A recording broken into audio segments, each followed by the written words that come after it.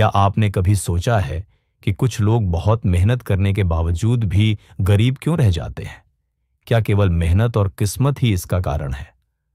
आज की इस ज्ञानवर्धक कथा में हम जानेंगे आध्यात्मिक दृष्टिकोण से गरीबी का असली कारण क्या है।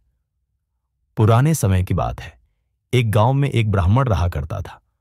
वह बहुत मेहनती और धार्मिक था, फिर भी उसकी हालत बहुत ही खराब थी। दिन रात पूजा करता, परंतु उसके घर में कभी भी धन नहीं ठहरता। एक दिन वह दुखी होकर जंगल की ओर चल पड़ा और वहीं ध्यान में बैठ गया। उसने गौ माता से प्रार्थना की, हे गौ माता, कृपया मुझे बताइए, मैं इतना धार्मिक और मेहनती होते हुए भी गरीब क्यों हूं?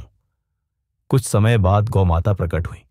वह दिव्य स्वर में बोली, हे ब्राह्मण, गरीबी का कारण केवल बाहरी मेहनत नहीं होता। इसका संबंध पिछले जन्म के कर्मों और इस जन्म की नीयत से भी है। ब्राह्मण ने पूछा, कृपया स्पष्ट करें मां। गौ माता ने उत्तर दिया, तुम पिछले जन्म में एक अमीर व्यापारी थे, परंतु तुमने कभी किसी भूखे को अन्न नहीं दिया, किसी गरीब की मदद नहीं की। इस जीवन में तुम्हें वही अनुभव करने को मिला जिससे तुम दूसरों की पीड़ा समझ सको। गौ माता की बात सुनकर ब्राह्मण की आंखों में आंसू आ गए। उसे समझ आ गया कि गरीबी केवल एक आर्थिक स्थिति नहीं है, यह हमारे कर्मों का परिणाम होती है।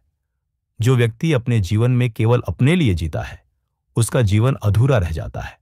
पर जो दूसरों की मदद करता है, वह चाहे गरीब दिखे, परंतु उसका मन और आत्मा धनवान होते हैं। इसलिए कहा गया है, जो बांटता है वही पाता है। गरीबी का इलाज केवल पैसा कमाना नहीं है, बल्कि मन, विचार और कर्मों की शुद्धता है।